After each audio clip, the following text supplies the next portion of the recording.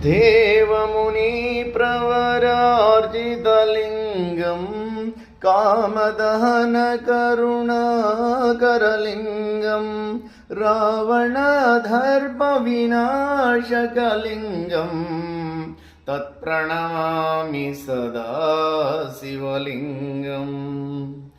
सर्वसुगन्धसुलेपितलिङ्गं बुद्धिविवर्धन कारणलिङ्गं सिद्धसुरासुरवन्दितलिङ्गं तत्प्रणमामि सदा शिवलिङ्गम्।